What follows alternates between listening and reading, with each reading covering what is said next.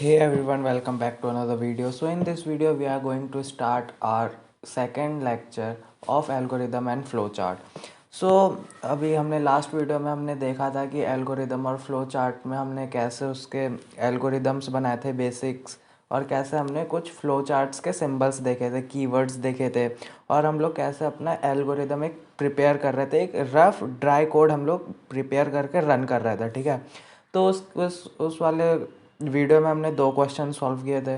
तो अब इस वीडियो में हम लोग देखेंगे कि इफ़ एल्स स्टेटमेंट क्या होता है, जिसे हम ब्रांचिंग भी कहते हैं। ठीक है, जिससे हम लोग कंडीशन लेने या डिसीजन मेकिंग में हेल्प करता है। तो चलिए स्टार्ट करते हैं। ठीक है, तो ये आता है हमारा sequence control statement in algorithm.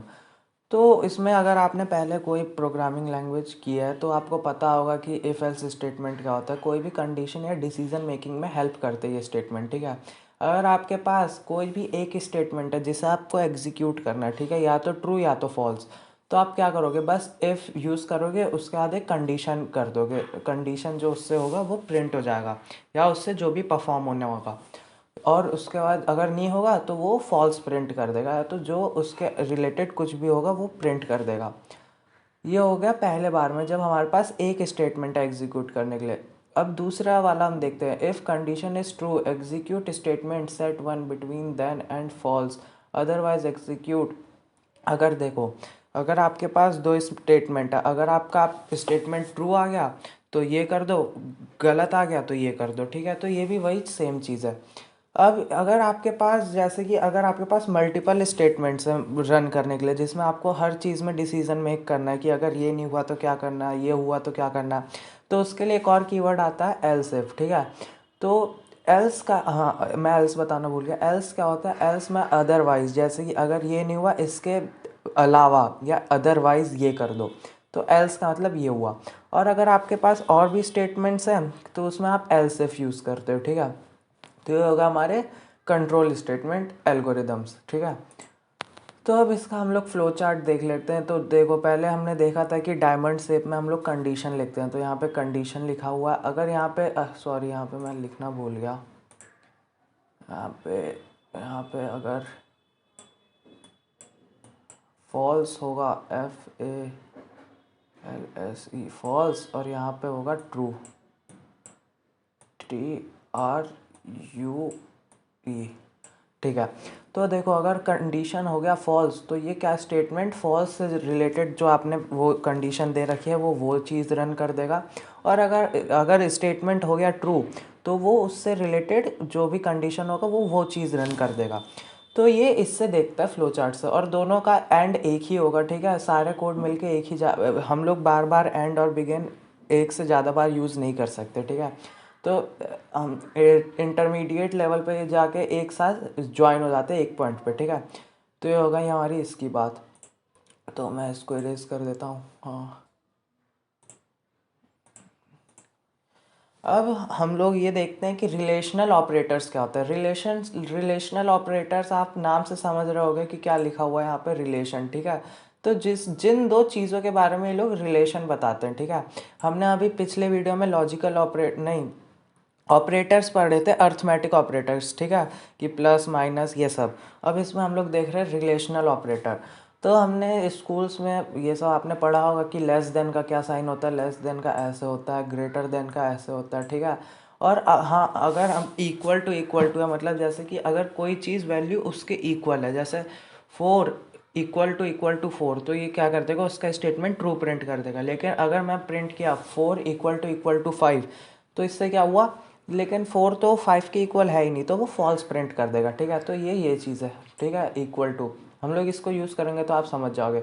Not equal to का हम लोग स्कूल में ऐसे यूज़ करते हैं ना, कि इक्वल टू बना के ऐसे कट कर देते हैं, लेकिन ये हम लोग ऐसा नहीं कर सकते कोड में। तो हम लोग एक्सक्लामेटरी साइन और एक इक्वल टू, इसका मतलब होता है नॉट इक्वल टू। ठीक है, अब एक और आता है less than, greater, less than और इक्वल टू, ग्रेटर देन और इक्वल टू। तो ये हो गए हमारे कुछ रिलेशनल ऑपरेटर्स, जो दो दो ऑपरेटर्स के बीच में रिलेशन बताए, दो ऑपरेंड के बीच में रिलेशन बताए, इन्हें कहते हैं रिलेशनल ऑपरेटर। ठीक है, तो ये हो गया रिलेशनल ऑपरेटर। उसके बाद आता है लॉजिकल ऑपरेटर।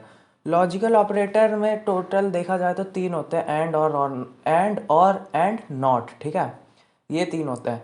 तो इसमें क्या करता है, ऑपरेंड 1 ऑपरेटर, ऑपरेंड 2। देखो जैसे कि ये यहाँ पे आप देख रहे होगे, ये एक ऑपरेंड है, ठीक है, और ये दूसरा ऑपरेंड है, और इन दोनों को जो कनेक्ट कर रहा है, इन दोनों के बीच का ऑपरेटर कौन है, ये ऑपरेटर है, ठीक है। तो ये हो गया इसका ऑपरेटर। तो अभी हम लोग इसमें देख लेंगे, पहले ये समझ जाओ, where operand 1 and operand 2 are relational expressions. ये दोनों क्या है, ये रिलेशनल एक्सप्रेशंस हैं, ठीक है। और जो ये एंड और लिखा है और जो नॉट लिखा है, ये क्या है, ये है लॉजिकल ऑपरेटर, ठीक है। तो यहाँ पे एक गलती हो गई, यहाँ पे होगा और होगा, ठीक है। तो देखो अभी यहाँ पे इसके 3 कीवर्ड्स होते हैं, एंड और नॉट। तो एंड में क्या होता है, एक यहाँ पे आप पहला समझो, A is less than B, ठीक है। उसके बाद and B is less than C. तो अब देखो अगर इसका ये कैसे चीज़ को फॉलो करता है, ये अलग बात हो गई, ठीक है। यहाँ से आपको एक्सप्लेन करता हूँ। अगर दोनों स्टेटमेंट अगर ट्रू है, 1 एंड 1 आ गया, 1 का मतलब ट्रू, 0 का मतलब फॉल्स, ठीक है। अब ये चीज़ आप याद रखना। तो अगर दोनों का आउटपुट अगर ट्रू आ गया, तो 1 एंड 1 आ गया, तो इसका आउटपुट क्या आएगा, ट्रू आएगा, ठीक है। लेकिन अगर इसमें से एक का भी ना, अगर यहाँ पे 4 इज़ लेस देन 3, अगर ऐसे एक का भी गलत हो जाता, 1 और 0 हो गया, तो इसका आउटपुट क्या आएगा, फॉल्स आएगा, ठीक है। तो एंड में यही चीज़ होती है कि अगर दोनों वैल्यूज़ का आउटपुट ट्रू आ रहा है, तो ही वो ट्रू प्रिंट करेगा। लेकिन अगर उसमें से एक का भी वैल्यू फॉल्स आ गया, तो वो फॉल्स प्रिंट कर देगा, ठीक है। उसके बाद और आता है, A is less than B और B is less than C, ठीक है। और अब और का क्या सिनेरियो होता है, अगर जब अगर दोनों वैल्यूज़ का आउटपुट ट्रू 1 1 आ गया, ठीक है, 1 1 मतलब ट्रू ट्रू, तो ये ट्रू प्रिंट कर देगा। लेकिन अगर एक का भी ट्रू आया, तो भी ये ट्रू कर देगा। देखो उसमें क्या था कि एक का भी अगर फॉल्स आया तो वो फॉल्स प्रिंट कर देगा, लेकिन अगर इन दोनों में से एक का भी ट्रू आया, तो भी ये ट्रू प्रिंट कर देगा। और एक और केस है, अगर दोनों का 0 0 आया, ठीक है, 0 एंड 0, तो ये क्या करेगा, फॉल्स प्रिंट कर देगा। उसके वहाँ पे नहीं जा रहा, अच्छा सॉरी, स्क्रीन में फिट नहीं हो रहा। तो ये क्या करेगा, फॉल्स प्रिंट कर देगा। अगर 0 और 0 होगा, तो क्या आउटपुट आएगा, फॉल्स। अब नॉट क्या होता है, नॉट ना जो वैल्यू आती है उसका उल्टा कर देता है। नॉट, अगर आप not A greater than B लगाओगे, ठीक है, तो अगर आंसर आया 0, ठीक है, तो लेकिन वो प्रिंट करेगा ट्रू, 0 का मतलब होता है फॉल्स, लेकिन वो उसका उल्टा कर देगा। तो ये चीज़ काम होती है नॉट की, ठीक है। तो ये हो गए लॉजिकल ऑपरेटर्स इसके। तो ये हमारे 2 क्वेश्चंस हैं इसमें फिर से। तो चलिए हम लोग क्वेश्चन सॉल्व करते हैं, पहले पढ़ रहे थे, write up algorithm to find out whether a person is adult और नॉट, ठीक है। तो इसमें आप पहले खुद ही सोचो कि आप क्या इनपुट लोगे आप यूज़र से। इनपुट में आप यूज़र से लोगे एज, ठीक है, कि भाई तुम्हारी एज क्या है। तो उसका कितना वेरिएबल बनाना पड़ेगा, एक। तो एज अगर 18 से ऊपर है या 18 से इक्वल या ऊपर है, ठीक है, तो वो एडल्ट है। अगर 18 से कम है, 18 लेस देन 18 है, तो वो क्या है, एडल्ट नहीं है। तो चलो हम लोग जल्दी से ये चीज़ करते हैं, ठीक है। मैं अपना जल्दी से ये खोल लेता हूँ नोटपैड, ये नोटपैड, हाँ। तो वो क्वेश्चन था, याद है ना आप लोग को, ठीक है। तो इसमें हम लोग सबसे पहले एल्गोरिदम क्या लिखेंगे, बिगिन। आपको कीवर्ड आई होप आपको याद होगा, ठीक है। अगर आपको ये सब समझ नहीं आ रहा कि एल्गोरिदम क्या किया था, तो ये आप इससे पिछला वाला जो वीडियो था लेक्चर 1 इसका एल्गोरिदम एंड फ्लो चार्ट का, वो आप देखो, ठीक है। बिगिन, उसके बाद आपको क्या करना है, उसके बाद आपको लेना है वेरिएबल, ठीक है। कितना होगा, एक वेरिएबल होगा, जो है होगा एज, ठीक है। उसके बाद आपको क्या लेना है, इनपुट लेना है यूज़र से। इनपुट में आप क्या लिखोगे, ENTER,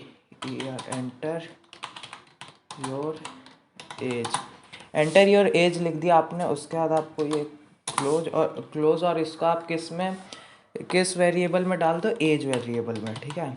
एज इक्वल्स टू ये, तो इसमें जो भी नंबर आएगा इनपुट में, वो एज में स्टोर हो जाएगा, इसका ये मतलब है, ठीक है। तो अब हम लोग क्या करेंगे, अब हम लोग कैलकुलेट करेंगे। तो कैलकुलेशन को शो करने के लिए हम लोग कौन सा कीवर्ड यूज़ करते थे, कैलकुलेट या इवेलुएट। तो मैं कैलकुलेट यूज़ कर रहा हूँ, ठीक है, कैलकुलेट यूज़ किया। तो इसके बाद हम लोग क्या करेंगे, इसके बाद हम लोग इफ़ एल्स स्टेटमेंट का यूज़ करेंगे। इफ़, ठीक है, अब आप ये चीज़ सही से समझो, एकदम इंग्लिश की तरह, इतना ज़्यादा कॉम्प्लिकेटेड नहीं है इफ़ एल्स स्टेटमेंट, ठीक है, आप सही से समझो। If age is less than, age is greater than और इक्वल टू 18, इसका आप इंग्लिश में अगर मतलब देखोगे, अगर जो एज है या उम्र है अगर वो 18 से बड़ी है या 18 से बराबर है तो क्या प्रिंट कर दो, तो आप प्रिंट कर दो, रुको ये तो पाइथन का हो गया, ठीक है, प्रिंट ADULT एडल्ट, ठीक है, अगर एज 18 से ऊपर है तो एडल्ट प्रिंट कर दो, else ELSE else print not ADULT not adult, ठीक है। तो ये होगा हमारा उसका कोड। अब आप यहाँ पे देखो, हमने यहाँ पे रिलेशनल ऑपरेटर यूज़ किया, ठीक है, उसके बाद हमने इफ एल्स स्टेटमेंट यूज़ किया, तो इसमें हमें जो चीज़ें हमने सीखी वो चीज़ यूज़ आई, ठीक है। अब हम लोग दूसरा क्वेश्चन देखते हैं। दूसरा क्वेश्चन क्या था, तो इसको बड़ा कर देता हूँ मैं। दूसरा क्वेश्चन है write algorithm to find out whether a given number is even और ऑड, ठीक है। अब हमें देखना है कि अगर कोई नंबर है तो वो इवन है या ऑड है। आप एक बार इसका जल्दी से स्क्रीनशॉट ले लो या आप इसको एक बार लिख लो, ठीक है, जो भी क्वेश्चन नंबर 1 का आंसर है ये, ठीक है। अब मैं क्वेश्चन नंबर 2 का कैसे लिखोगे, अभी आपको पहले आप क्वेश्चन समझो। क्वेश्चन था कि आपने यूज़र से एक इनपुट लिया, कोई भी रैंडम नंबर, ठीक है, इंटीजर होना चाहिए, ठीक है। तो आपको वो देखना है कि क्या वो इवन है या ऑड है।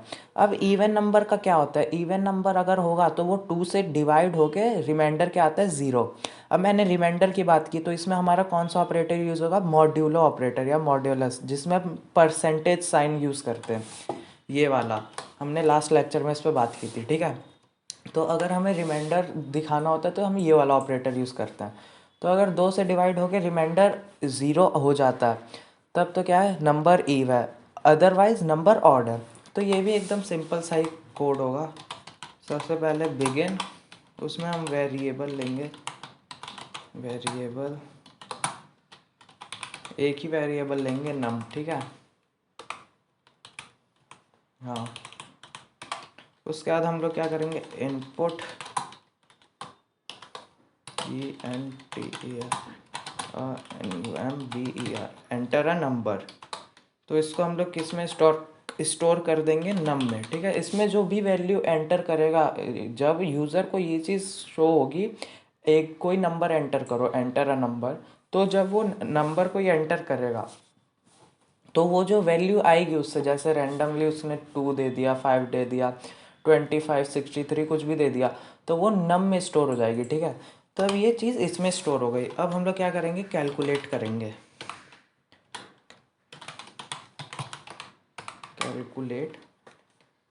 कैलकुलेट करेंगे तो फिर क्या होगा, उसके बाद हम लोग यहाँ पे हम क्या करेंगे, इफ एल्स स्टेटमेंट का यूज़ करेंगे।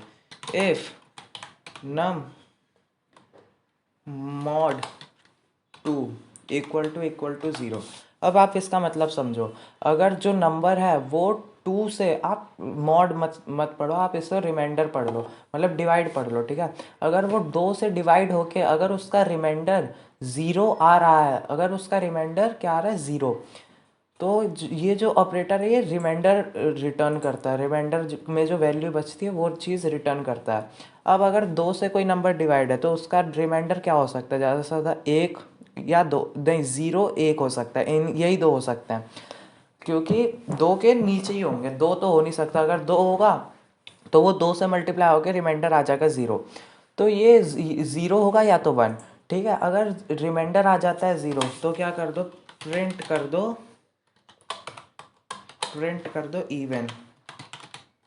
इवन, ठीक है। एल्स प्रिंट ऑड, ठीक है। तो ये अब एक और बार आपको जल्दी से समझा देता हूँ। और हाँ, इसमें आपको एंड भी तो लिखना है, मैंने लास्ट वाले कोड में शायद एंड लिखना भूल गया, ठीक है, आप ज़रूर से लिख लेना, क्योंकि एल्गोरिदम ऐसे ही लिखता है, बिगिन करते तो एंड करना पड़ता है, ठीक है। तो यहाँ पे हमने बिगिन किया, वेरिएबल बनाया, इनपुट लिया नंबर, उसके बाद कैलकुलेट किया। If num divided by 2 equal to zero, अगर इसका रिमाइंडर ज़ीरो के इक्वल है तो क्या प्रिंट कर दो इवन, अगर नहीं है तो प्रिंट कर दो ऑड। तो ये हमारा हो गया कोड पूरा, ठीक है। तो ये हमने 2 क्वेश्चन इसके सॉल्व कर लिए। इसके आगे कोई क्वेश्चन है नहीं, इसके आगे कोई क्वेश्चन नहीं है। तो ठीक है, आई होप आपको वीडियो बढ़िया लगी तो वीडियो को लाइक करना। और अगर आपने पिछला वाला वीडियो नहीं देखा है, algorithm and flow chart part 1, तो वो ज़रूर से देखना, क्योंकि अगर वो नहीं देखोगे तो ये चीज़ जितना भी आप इसमें समझे हो वो चीज़ समझ नहीं आएगी, ठीक है। तो वो वीडियो देख लेना। Okay, thank you, bye.